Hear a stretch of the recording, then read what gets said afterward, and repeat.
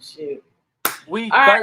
13-2. All right, guys, welcome back to Legal Licks Lounge. We are 13-2. We've been killing it. We haven't had any losses in probably like 2 weeks now, I think. I am the host, Maya McCole, joined today by the Chicago sports analyst, sports betting expert, sports connoisseur, Mr. Legal Licks. Dallas, what's up? Nothing much, Maya. How you feeling? I'm feeling like a winner today. How you feeling? I'm good, thank you. For sure. You said you're feeling like a winner. Let's do a quick recap and talk about some of the winners from yesterday or even from other series. I think our last show, we talked a little bit about the Clippers and the Mavs going into their game. Do you want to just briefly touch on how that series wrapped up? I mean, the Mavericks was up 2-0. The Mavericks was up 3-2. And I told everybody, do not panic that the Claw was a member of the Clippers. I don't know if everybody remembered that or not. They might have forgot that he was a member of the Clippers. I mean, he had 45 and then like 30 in the last two games close out. I don't know why people thought that the Claw was going home in the first round of the playoffs after going home last year, being up 3-1 or whatever the hell they was up to Denver. For you to think that they were going home to the Dallas Mavericks in the first round, you have to be out your mind. They were plus money going into the sixth game. There was no way they were going to lose. They were the better team. Kawhi Leonard wasn't going home, and that's exactly what happened. And now the Clippers are going to win the Western Conference. You heard it here first, and that's just what's going on. So I made money on them. If you listen to me, you made money too. If you decided to watch the show and like defer from what I said, you just lost your money. So that's how life works sometimes. You think the Clippers can beat the Suns? I think the Clippers can beat the Suns. They match up very well with the Suns. Patrick Beverley can actually be a factor in that game because Chris Paul isn't Luka Doncic at 6'10", playing point guard. Chris Paul is like a smaller guard. Patrick Beverley can hack him. I mean, Patrick Beverley's just a hack. He can hack Chris Paul. Yeah, he can hack Chris Paul. They probably won't call it. Luka, he can hack Luka, but it's like Luka just going to finish on him and laugh at him and have him on the bench. But Chris Paul, he can agitate him. I don't think Phoenix has anyone to guard both Kawhi Leonard and Paul George, so that'll be a problem for them as well. I mean, Phoenix, I don't think they'll have a problem. I mean, I don't think they'll be able to guard both of them. They'll only be able to guard one of them because Jay Crowder is their only, like, primary defender. He's either going to take Kawhi or Paul. Devin Booker doesn't want to play that much defense. He's not going to be able to guard Paul George. He's going to get in foul trouble or be tired on the offensive end. Paul George is a two-way player, so he'll be able to kind of guard Devin Booker. And if he can't, Kawhi will just switch over to him. So, I mean, I do think that's what the Western Conference Finals will be, Clippers versus Suns, but I think the Clippers just outmatched the Suns. So there are two games tonight that we're going to talk about in a minute. They're both round two games.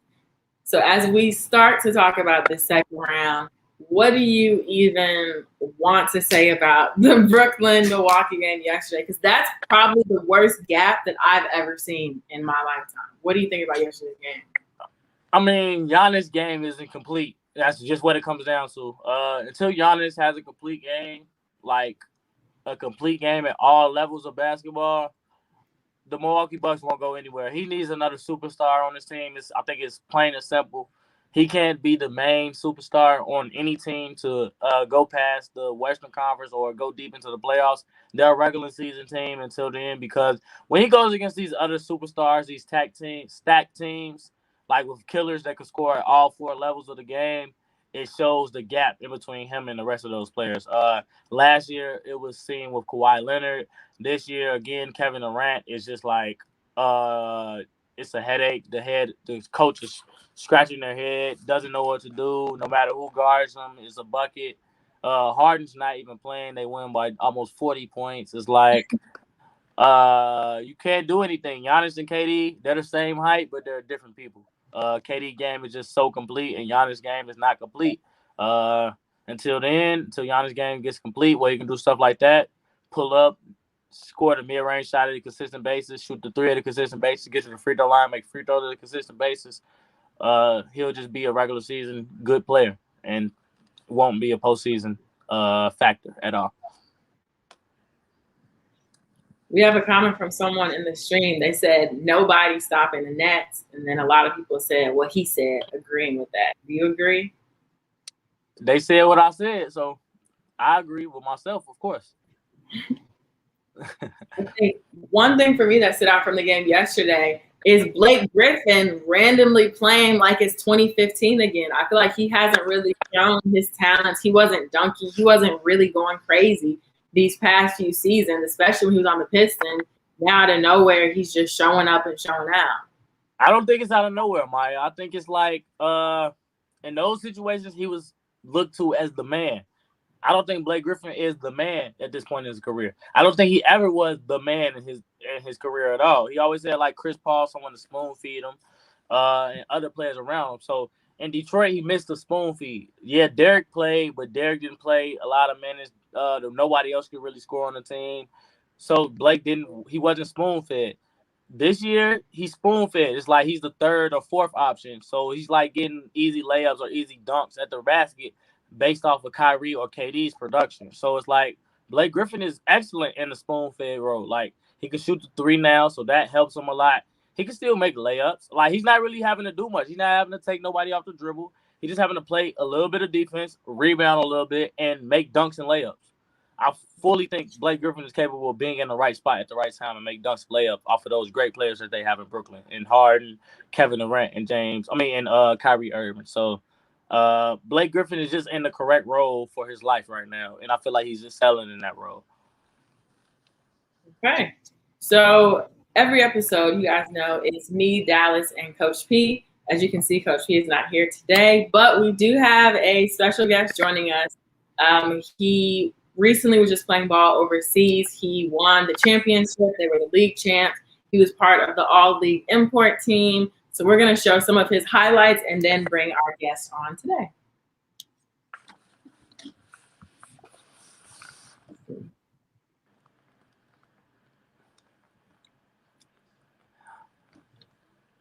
Yeah, this is my brother. He gets buckets. You know, he's been getting buckets since we was like, sixth grade, seventh grade.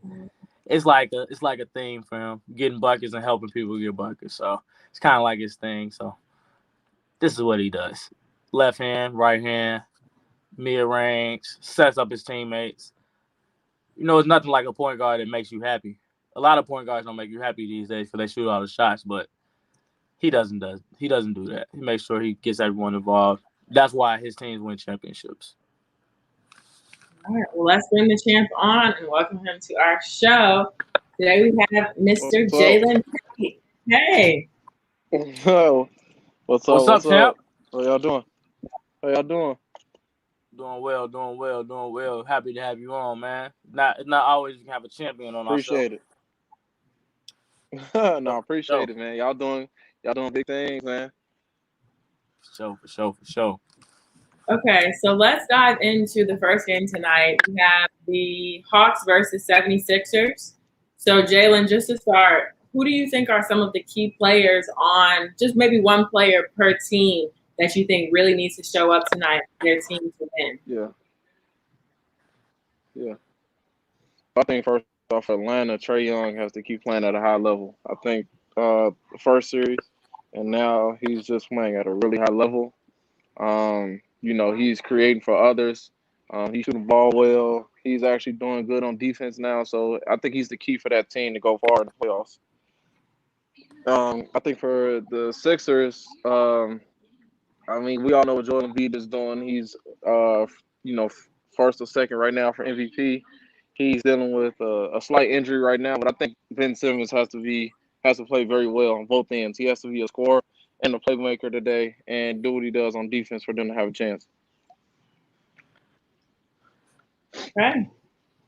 Dallas, do you want to dive into your key players for that game? I'm with Jalen basically. I think Trae is the key, and of course Embiid. But I'm gonna go to the secondary players. I think Bogdanovich has to be a huge key for Atlanta.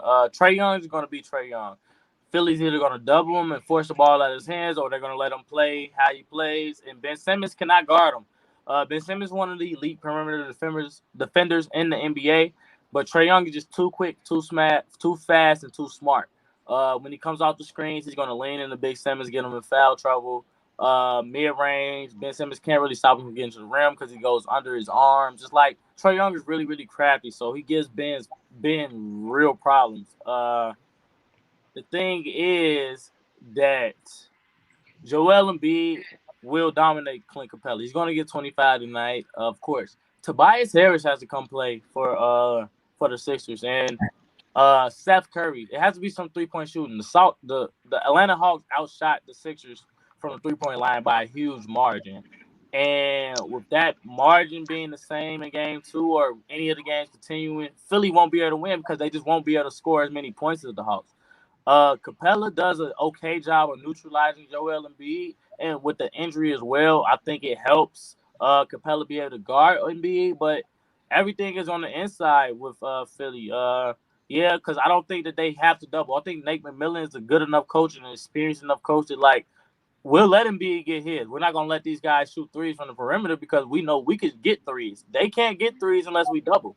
Only way the Hawks are going to give up 3-point shots to the Philadelphia 76ers if they're doubling Embiid.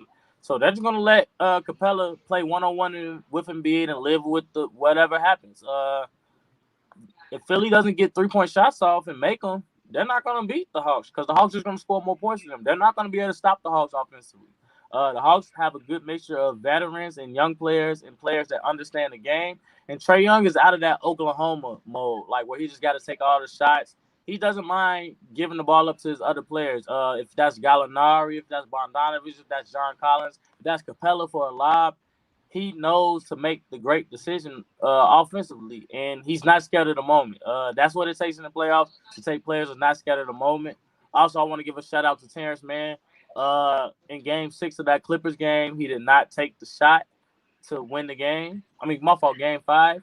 But he came out Game 7. He scored over 20 points because he made it a point. I'm pretty sure that he watched that film and saw that, man, I did not take a wide-open layup to win the game. And he made a point that he's an assassin. He's not scared of the big moment. So he had over 20 points in Game 7 and made sure the Clippers won that game. But I do think Atlanta, Trae Young is the key, along with Bogdanovich. And then for the Clippers, it is Tobias Harris. Tobias Harris, the other big-time player that can make free throws down the stretch. The fact that Ben Simmons can't make free throws down the stretch is worrisome for me, for the Philadelphia 76ers in a series I think will be tight the whole series. Ben Simmons is going to have to make free throws, or they're going to have to make a change in how they play the game. Ben Simmons, for me, he can't play point guard for me. He has to play power forward, and Embiid play the center, and then we have to start Steph at point guard so that we can still have the same floor spacing that we need. With Ben Simmons at point guard, whoever guarding them can just hide off in the paint and help. Until then, I don't think the Sixers will be a real competitor in the East. So I'm looking through the comments. Some people said the Hawks got the shooters. They say Hawks in 6. But someone said, let me see if I can find it. They said they have Joel Embiid getting 30 points tonight in the dub. What do you guys think? That's Stefo. What you think, Jalen? Joel Embiid. I think they're gonna, of course, I feel like their game plan is to always force feed Joel and get Joel going. He's a very, very versatile player. He can score from the outside and inside. And I think the Hawks are gonna continue to concentrate on him and try to stop him. So, I mean, I feel like Joel is gonna have to have a big night tonight if they want to win. Dallas, you agree? Joel gotta have 30. I think a lot gotta happen. Joel gotta have 30. Ben Simmons gonna have to have plus 10 assists. And Steph Curry's gonna have to hit at least 3 threes in order for Philly to win. I honestly don't think Philly can beat them. I mean, they might win at home just because to even up the series, but they're not covering that spread. The spread is like 7 right now. I'm giving the Hawks plus 10, and I'm just gonna put it on my parlay. That's what I'm gonna do personally. It's either Hawks or pass for me at this point. Every year, it's a good team in the NBA that like makes a run during the playoffs. Last year was the Heat. I think this year it's the Hawks. Like, it's no question about it. The Hawks is the surprise team that's gonna make that run, just start gelling all together at all positions with the good coach. It takes a good coach and a team to start gelling. Eric Spoelstra was an outstanding coach. He made the run last year.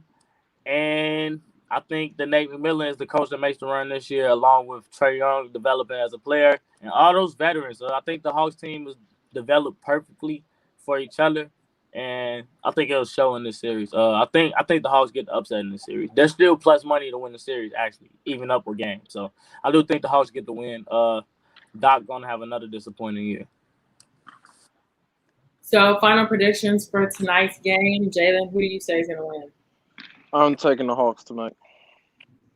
I think, I think Trae Young's gonna have a big game again, and I think they're gonna try to get another win before heading back to Atlanta for Game 3 and 4. Gee, so you calling out a sweep? What you calling? A sweep or 5 or 6? I don't want to call it too early, but I just think Atlanta's gonna sneak and get another win on the road. Okay. No spread or nothing, huh? You say money line, Hawks. I think it'll be a close game. I think it'll be a closer game, so I'm gonna take Hawks plus 4. That's 4. Okay. I mean, I agree, Maya. I think the 6 is a little bit too much for the Hawks. I'm gonna take it up to 10 just to be safer. But I think the 6 is too much for the Hawks. I think the Hawks are the better team. I don't see. Yeah, they have Embiid. That's it. Like, that's the only advantage I see. Everywhere else, I think the Hawks are better than them. Okay. With that being said, we can move on to the second game of the day. We have the Clippers versus Jazz. Dallas, do you want to start and give your key players for those teams? The key for the Clippers is Kawhi Leonard, of course. Long as Kawhi Leonard's in assassin mode, I feel like the Clippers are the most unstoppable team in the West. He's the most unstoppable two-way player in the NBA, arguably right now. Of course, Mr. Durant too, but Kawhi plays defense at a way higher level than Kevin Durant. And it's like when Kawhi is in assassin mode, it's always a good shot. Like, it's never a bad shot. It's a mid-range shot or a layup most of the time. He takes threes when he's open. Like, it's always going to be a good shot. It's very rare that Kawhi Leonard takes a bad shot. He wants to win. He's been a winner before. He's taken a team on his back. He's taken multiple teams on his back. And I don't see it's a reason why it would be different this series. He's the best player on the floor, hands down. Donovan Mitchell is outstanding, but Donovan Mitchell and Kawhi Leonard, they're two different tiers of player. Donovan Mitchell, like tier 1B. Kawhi Leonard is tier 1A. Tier 1A consists of Kevin Durant, Kawhi Leonard, I guess LeBron James, Steph Curry. Like, that's tier 1A. Tier 1B consists of Paul George, Donovan Mitchell, Devin Booker. No offense to Devin, but that's tier 1B. It's just a different level of players in the NBA, and Kawhi Leonard is on that level. So I like the Jazz coaching, and I like their floor spacing. I mean, the Clippers just more talented than the Jazz. It's just going to be a battle of talent versus coaching. Do you have a key player for the Jazz tonight? Conley isn't playing tonight. I think the key will be Bogdanovich. Bogdanovich is going to have to show up for them, and Royce O'Neal. Royce O'Neal will have to guard Kawhi Leonard. He's going to have to be physical with him, not let him post him up, not let him, like, punk him out the game. So Royce O'Neal will be a key, and Bogdanovich, because Donovan's going to need help scoring tonight. No Conley. That's like the floor setter. He keeps everyone composed, the veteran guard. Make sure everyone's running the right plays. Make sure we're getting good shots. Make sure when the team is on a run, we get us a good shot. They're going to be missing that tonight. It'll be Jordan Clarkson. Jordan Clarkson is more of a fireball player. Of course, if Clarkson's on fire, it's good. But if Clarkson is cold,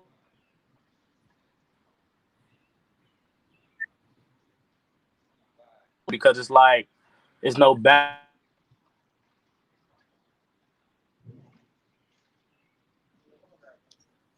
Your sound was messing up a little bit at the end. You said if Clarkson is what?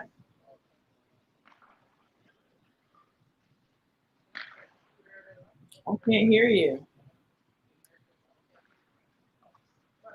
Can you hear him, Jalen? No, I can't hear him. Can't hear you, Dallas. No, we can't. You're probably covering your mic. But I have a question for you, Jalen, because somebody said they think PG just needs to play a little better for them to win the series, and that it'll be Clippers in 7. Do you think the Clippers can win in 7? I agree. I agree. I honestly think Utah's gonna win game one today. I got a feeling it's Utah. If you watch, is a very good home team. They're very good at home. They're confident. They play very good defense. They're one of the better defensive teams in the league. But I do think that the Clippers will win the series. They just have too much talent, too athletic, too fast for them, and they're just better. But I do think Utah's going to get the first game tonight.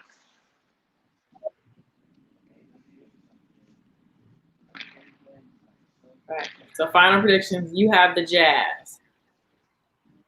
Yes, I'm going to go with the Jazz tonight. Do you want to give your final Dallas? My thing is this. So late, it was the late Conley scratch. I'm feeling like if I'm gonna take the Clippers and to win the series, how can I not take the Clippers to win the game one when the Jazz are down one of their key players? So like my thing is I'm taking the Clippers plus the points. They might win, they might not win. Like Jalen said, Utah is a tough place to play. The fans are crazy. They've been crazy Yeah. since John Stockton and Malone. They have great coaching, but it's like if I like the Clippers to win the series, how can I not like them to win game one minus Mike Conley, a key player for the Jazz? So I got to take the Clippers tonight plus the points. The bet I would make would be Donovan Mitchell to score 25, of course. That's like the bet I'm placing. But if I had to pick a team, I got to go Clippers tonight. It's like I like the Clippers to win the series. Why wouldn't they win when the Jazz are missing one of their key players? So that's what I got to go with. All right. Let's see.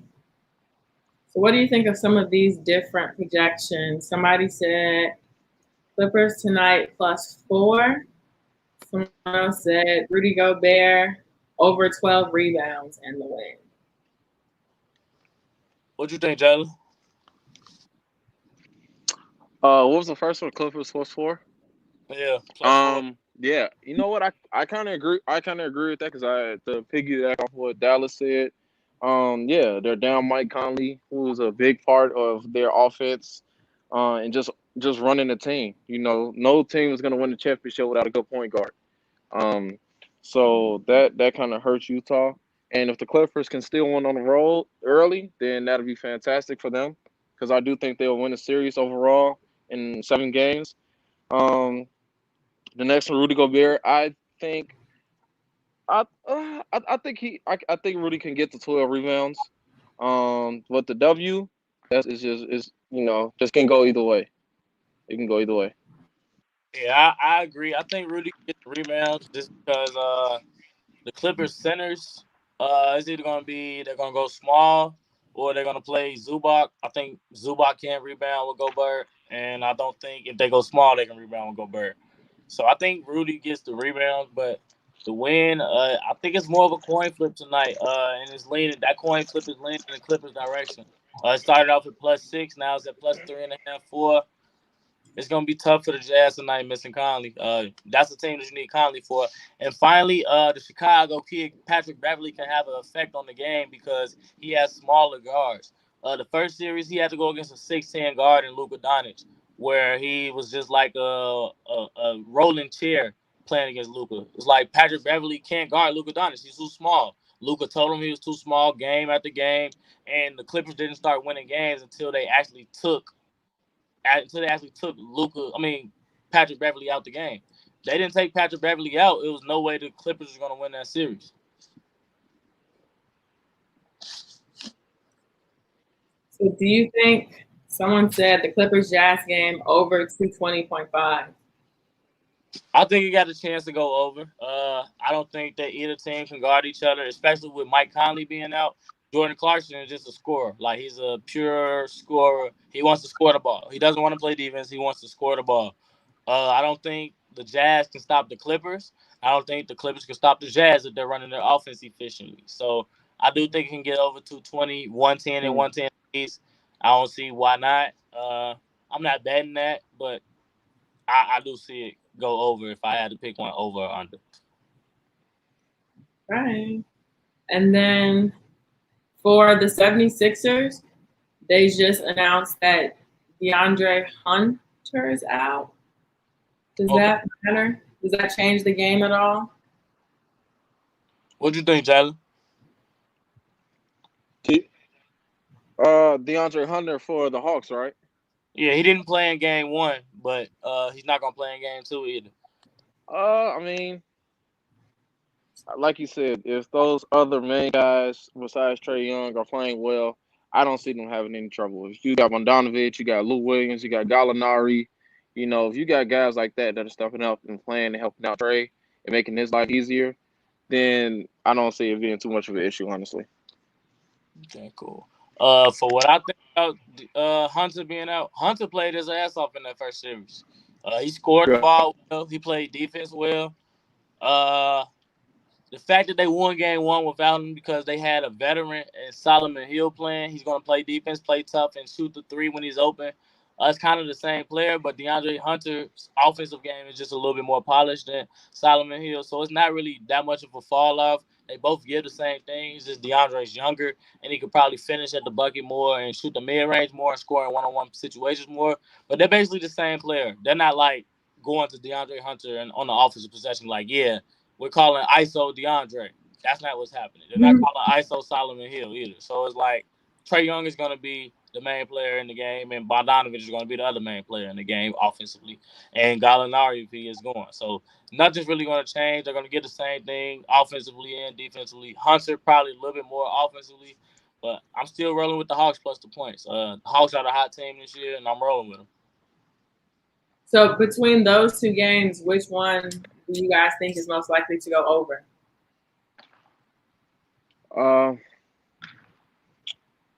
I don't know. That's a tough one. What do you think, Dallas? I think they both go over. I don't think Philly can stop Trae Young. Only way Philly wins is they outscore the Hawks. And I think the Jazz got to push the pace tonight and outscore the Clippers. Like, I think both teams that are at home have to outscore the road team in order to win. I don't think that they'll be able to stop the road team in either situation. So I do think both games go over tonight. Don't take this as my bet. You know what I'm saying? I'm going to give out a bet. That's my bet. But if you ask me the question, I think they both go over. So with that being said, are you ready to give out your free pick of the day? Yeah, let's give it out because it started already. Well, it got late a little bit because of the rain delay. Oh, we got a rain delay? All right, cool. Let's give them this for that. Rain delay. Rain delay. I like the LA Dodgers tonight, man. I like the LA Dodgers. Okay. That's the free pick of the day. LA Dodgers will beat the Pirates. The Pittsburgh Pirates are good. The LA Dodgers are good. They have multi-million-dollar players on their roster. Mookie Betts, Buehler. They had one of the best pitching rotations in baseball. Pittsburgh Pirates just aren't good. They're not a good team. The Dodgers are a good team. So I like the Dodgers tonight. Buehler's on the mound. He's one of their best pitchers. He's probably their ace out of all the pitchers they have. There's no reason that the Pirates should beat them. So if the Pirates beat them, I'll be surprised. Okay. I'm looking through. I was trying to find here it is. There are people in the comments that were trying to sign up for Legal Licks. They said they were texting you. They were DMing you. What is the number that people can text if they do want to sign up? 702-613-7503 to get all of my bets. Every single one of my bets that I place. You just text that number. Text Legal Licks to that number. You can use promo code TATEO, TATEO, in order to get $200 off right now. But that's only valid for until 7 p.m. Chicago time. Text the code TATEO, and you get $200 off. Right. Perfect. So as we start to wrap up, really quick for Jalen, since you are our guest today, who do you think? Can you give me a winner for the Eastern Conference, Western Conference, and then overall NBA champs? I got out the East. I got the 3-headed monster with the Brooklyn Nets coming out the East. And with the West, I'm going to go with the Valley. I'm going to go with Phoenix. I think the Suns will make it out the West. And then between those two, who do you think is going to win? I think Brooklyn in 6. 6. Dallas, what's you? What do you say? I got Brooklyn coming out the East. Then I got the Clippers coming out the West. I think Kawhi Leonard on a mission. I think Paul George wants to right the ship from last year. I think that Phoenix goes to the championship only if they play Utah. If they play the Clippers, I think the Clippers beat them just because the Clippers have enough defensive star power to slow down Devin Booker. And I don't think Chris Paul at this point in his career could score 25 points a night or score 20 points a night. If Devin Booker can't give Phoenix like 25 or 30 a night against the Clippers, they won't win. And I don't think he can do that against Kawhi Leonard or Paul George. As well as Phoenix will need that second primary defender to stop both of those killers in LA. So I do think if the Clippers advance past this round, they beat Phoenix in the Western Conference Finals and then go on to play Brooklyn. And honestly, I love Brooklyn to death. I think the Clippers are the only team in the NBA that can beat the Brooklyn Nets in a 7-game series. They're the only team. I don't know if it happens or not. I wouldn't put my money on it. But, I mean, I actually would put my money on it because the Clippers are plus 700, so you get 7 times your money if the Clippers win a championship. So it's a good value bet. But I do think if the Clippers meet the Nets in the playoffs, they are the only team that has a chance. I'm just basing it off history because when Kawhi Leonard played for the Spurs and Kevin Durant played for the Warriors and they had the killer lineup, the Spurs was up 20 points on the Warriors. The best Warriors team ever with KD, Klay Thompson, and Steph Curry. Kawhi Leonard played great defense, and Kawhi Leonard was unstoppable for the first half of the game until Zaza Pachulia landed under his legs and screwed up his knee for the rest of the series, and he left out. Then the Warriors went on that run. I think the Clippers are the only team that has a chance, but really no team has a chance. If the Nets are healthy, I think they win the championship. But the Clippers will only be the only team to give them a run for the money. Anybody else plays the Nets in the championship, it's over in 5 or less, maybe 6 at the most, on a lucky night.